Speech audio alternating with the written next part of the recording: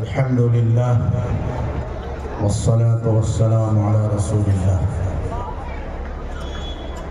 أما بعد فقد قال رسول الله صلى الله عليه وسلم: إن الله يرفع بهذا الكتاب أقواما ويضع به آخرين. صدق رسول الله صلى الله عليه وسلم.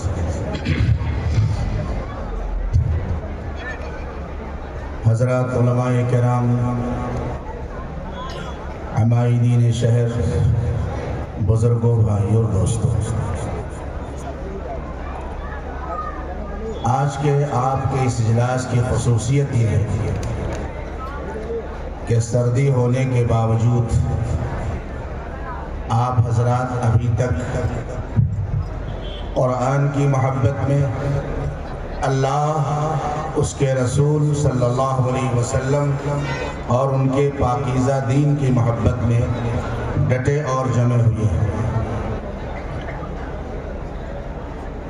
ذمہ دار حضرات کا حکم ہوا، چند منٹ کے لیے میں آپ کے سامنے حاضر ہوا ہوں۔ قرآن مقدس کی فضیلت جس کے عنوان سے معلوم کر کے اجلاس منعقد کیا گیا ہے، حضرت مولانا غیور صاحب نے بھی کچھ آپ کو جھنجھوڑنے کی کوشش کی۔ حضرت مولانا عبدالعلیم صاحب فاروقی دامت برکاتہ نے بھی آپ کو قرآن کی صداقت و حقانیت اور اس کی عظمت پر متوجہ کیا۔ مجھے صرف ایک شبہ جو ہمارے اور آپ سب کے ذہنوں میں ہے، اس کو دور کرنا ہے۔ یہ بات ایک زمانے سے کہی جا رہی ہے کہ اگر ہمارا بچہ قرآن پڑھے گا تو کیا ملے گا؟ یہ سوال ہے، اور یہ بالکل ایسے ہی ہے جیسے تقریباً 200 سال سے پوری دنیا میں یہ آواز لگائی جا رہی ہے، ایک ہے تو ابھی نہیں اور دو کے آگے کبھی نہیں، یعنی زیادہ بچے پیدا کرو گے تو بھوکے مر جائیں گے۔ یہ آواز بہت زمانے سے دنیا میں لگ رہی ہے، لیکن ذرا حقیقت کی آنکھوں سے دیکھو۔ مجھے اپنا بچپنا بھی یاد ہے اور آج کا دور بھی دیکھ رہا ہوں۔ بچپن میں جب اس ملک کی آبادی آدھی تھی، اس وقت لوگ تنگ دستی، مفلسی اور غربت کا شکار تھے۔ لوگوں کو پیٹ بھر کھانا نہیں ملتا تھا، اوڑھنے کے لیے لوگوں کے پاس رضائیاں نہیں تھیں۔ بعض کمزور طبقے کے لوگ رات کو جاڑے سے پریشان ہو کر کے آگ جلا کے بیٹھ جاتے تھے۔ سردی سے بچاؤ کا انتظام ان کے پاس نہیں تھا۔ کودوں، ساما، کاکن، باجرہ، جوار کی روٹی کھاتے کھاتے جبڑے چھن جاتے تھے۔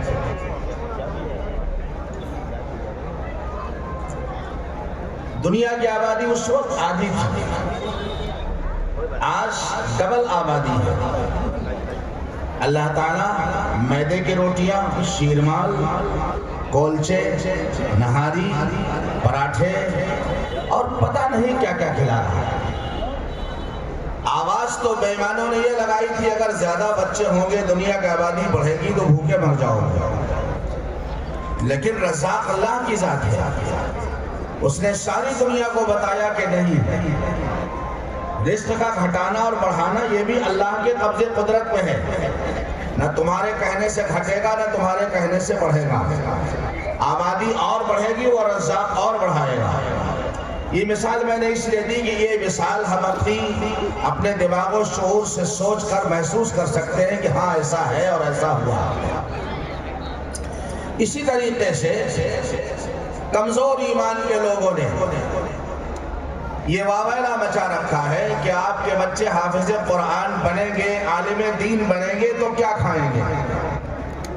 2000 5000 7000 بہت سے بہت 10,000 کی تنخواہ ملے گی تو کیا ہوگا اس میں؟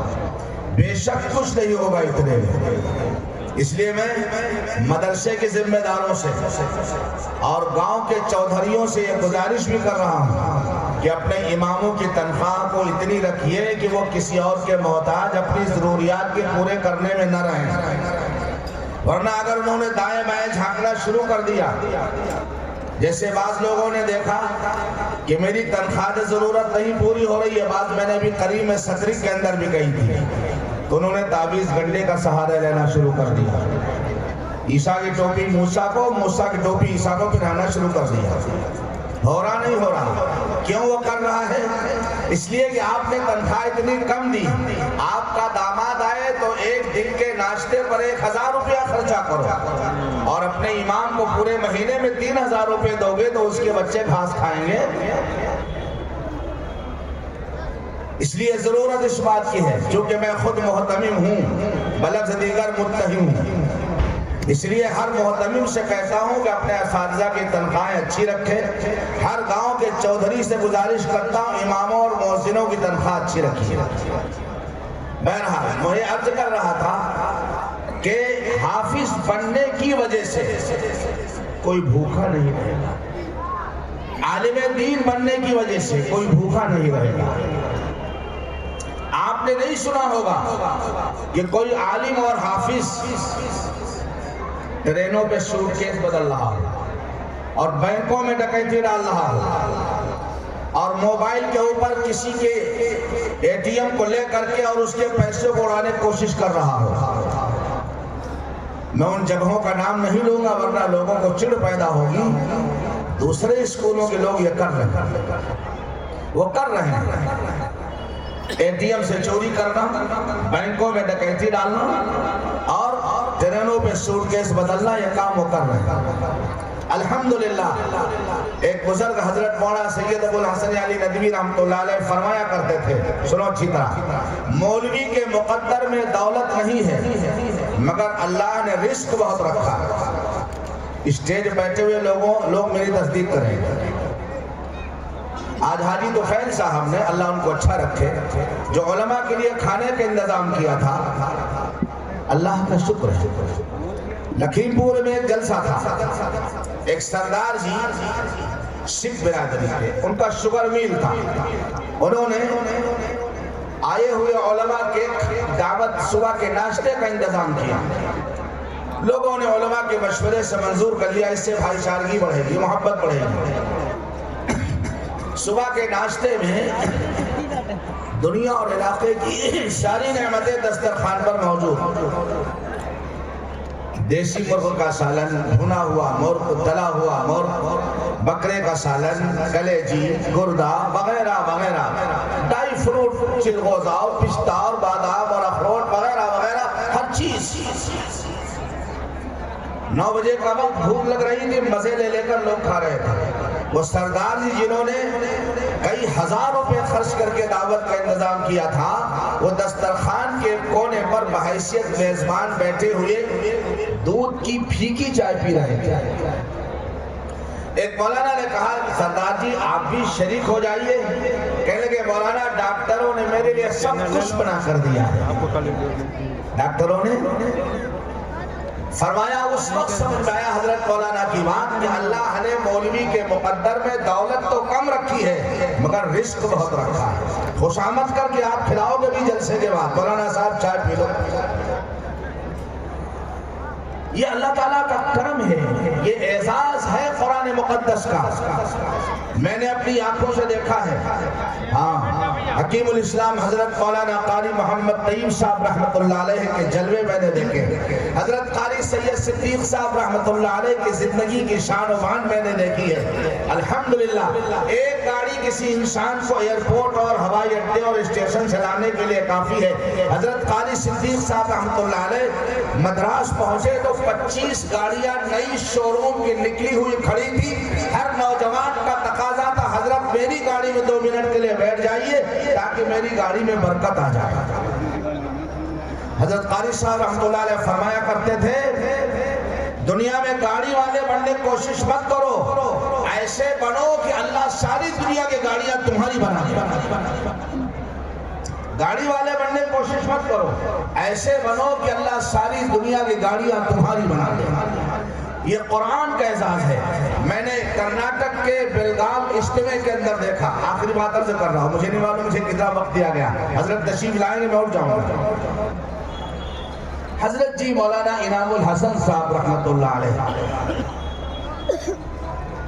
امیر سالس، بڑا اسٹیج، بڑا اونچا، آپ 10 ڈنڈے کی سیڑھی لگاتے سامنے اسٹیج پر نہیں چڑھ سکتے تھے، ڈبل گیٹ پیچھے سے تاکہ کوئی اسٹیج تک نہ آ سکے۔ دوسرے دن عصر کے بعد کی مجلس 700 نکاح ہونے تھے اجتماع میں، تبلیغی اجتماع میں۔ قاضی مقرر تھے 50 صاحب کے ذمہ، 50 صاحب کے ذمہ، 50 صاحب کے ذمہ۔ حضرت تشریف لائے تبرکاً ایک نکاح پڑھا کر دعا کرانے۔ مجمع نے اس اللہ والے کو دیکھا اور اس نیت سے کہ اس سے کم از کم مسافہ کر لیں گے۔ مسافہ کرنے کے لیے لوگ بڑھے، سامنے چڑھنے لگے، پولیس تو نہیں تھی، ہمارے جیسے رضاکار تھے، لوگ نہیں مانے، بلیوں پہ چڑھنے لگے۔ حضرت نے مختصر خطبہ دعا کرا کر کے اسٹیج سے اتر گئے۔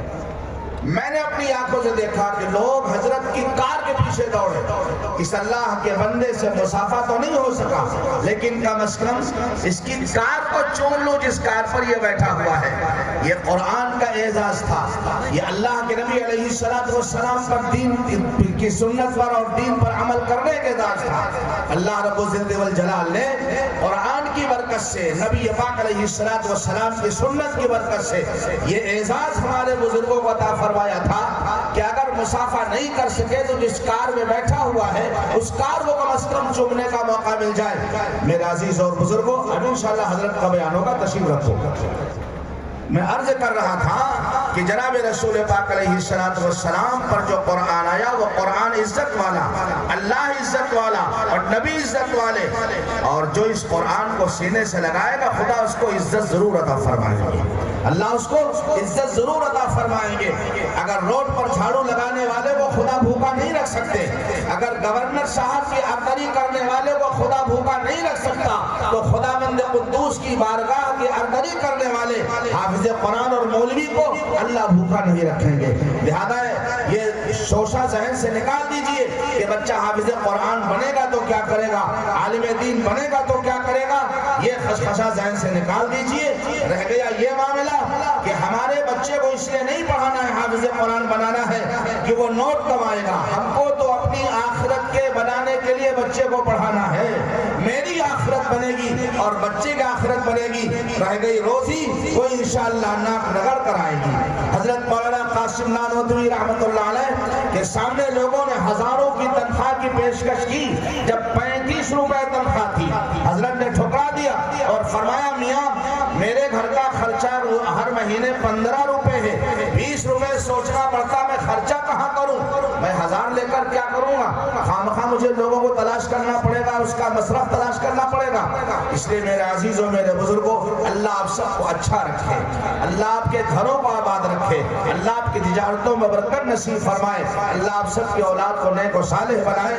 میری یہ گزارش ہے کہ قرآن کے پڑھنے سے بچہ آپ کا بھوکا نہیں رہے گا، اور اگر کوئی شخص اپنے بچے کو IAS PCS DM اور SDM جج اور کلکٹر بنانا چاہتا ہے، پہلے حافظ قرآن بنا دو، انشاءاللہ انگریزی کے وہ مضامین جو بڑے مشکل ہوتے ہیں حفظ قرآن کی برکت سے اللہ ان مضامین کو اتنا آسان کر دیں گے، اتنا آسان کر دیں گے کہ وہ چٹکیاں بجاتے ہوئے ان مضامین کو یاد کر لینا۔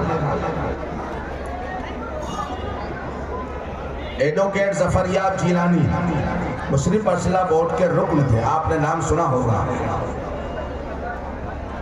ان کا ایک واقعہ سنا تھا، 2 منٹ بس بات ختم۔ لکھنؤ ایک جلسے میں حفاظ کی دستار بندی کا جلسہ تھا، میں بھی موجود تھا۔ ڈاکٹر صاحب کو، ایڈوکیٹ صاحب کو ایک 10 منٹ کا ٹائم دیا گیا، انہوں نے ایک بات کہی، میں وہی سنانا چاہتا ہوں۔ آپ کہو گے تو مولویوں کی بات ہے، حافظ بناؤ عالم بناؤ، مولویوں کی بات ہے۔ ایک ایڈوکیٹ اٹارنی جنرل، انہوں نے کہا کہ میرے ماں باپ نے مجھ پر بڑا احسان کیا، مجھے ایڈوکیٹ بنایا، بہت پڑھایا، بہت لکھایا، لیکن مجھے اپنے ماں باپ سے شکایت، اسٹیج پر انہوں نے کہی یہ بات لکھنؤ میں، مجھے اپنے ماں باپ سے شکایت ہے کہ انہوں نے مجھے حافظ قرآن کیوں نہیں بنایا، مجھے حافظ قرآن کیوں نہیں بنایا۔ پھر کہنے لگے اس کی وجہ یہ ہے، حافظ قرآن کی جو فضیلت عظمت وہ تو ہے الحمدللہ، کہنے لگے دنیا کا فائدہ یہ ہے کہ میرے کلاس میں LLB کرتے ہوئے چند بچے حافظ قرآن تھے مسلمان، اور ہم حافظ نہیں تھے۔ جس مضمون سبجیکٹ کو یاد کرنے کے لیے مجھے 2 گھنٹے کا ٹائم دینا پڑتا تھا، میرے وہ ساتھی جو حافظ قرآن تھے اس سبجیکٹ کو 10 منٹ میں یاد کر کے پھینک دیتے۔ اللہ دماغ کے دریچوں کو کھول دیتا ہے۔ آپ کو اپنے بچوں کو ہائیسٹ تعلیم دینا، ہائیر ایجوکیشن دینا، نہیں روکتا کوئی الحمدللہ۔ حضرت مولانا سید ارشد مدنی دامت برکاتہم ہو، حضرت مولانا محمود مدنی ہو، کوئی بھی نہیں روکتا۔ اب تو یہ آواز لگائی جا رہی ہے، ہمارے نوجوان کو ہر میدان کے اندر پہنچنا ہے، لیکن پہلے حضرت محمد مصطفیٰ صلی اللہ علیہ وسلم کا سچا غلام بننا ہے، پھر ہے میدان میں جانا انشاءاللہ۔ لا الہ الا اللہ محمد رسول اللہ کا پرچم اس کے ہاتھ پر رہے گا انشاءاللہ۔ وہ پارلیمنٹ میں جائے گا تو ایمان کی بات کرے گا، اسمبلی میں جائے گا ایمان کی بات کرے گا، جج کی کرسی میں بیٹھ کر ایمان کی بات کرے گا۔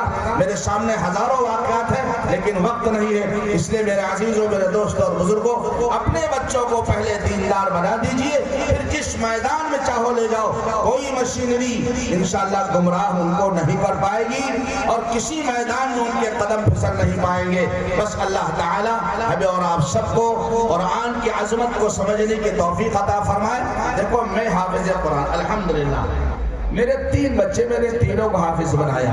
اگر حافظ بنانے میں نقصان ہوتا وہ غلطی میں اپنے بچوں کے نہ دہراتا۔ اگر حافظ اپنے بچے کو حافظ قرآن بنا رہا ہے اور عالم اپنے بچے کو حافظ قرآن عالم دین بنا، اس کا مطلب اس نے اس کا مزہ چکھا ہے، تبھی وہ اپنے بچوں کو اس لائن پہ لا رہا ہے۔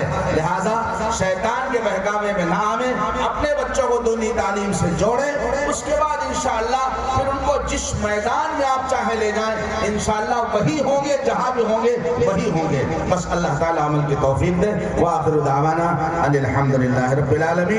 مبارک ہو ان بچوں کی دستار بندی اور حضرات اکابرین کی آمد اور جناب حافظ فضیل صاحب دامت برکاتہم کی سرپرستی اس ادارے کے لیے اور اساتذہ کرام کی محنت و قربانی اللہ قبول فرمائے۔ وعلینا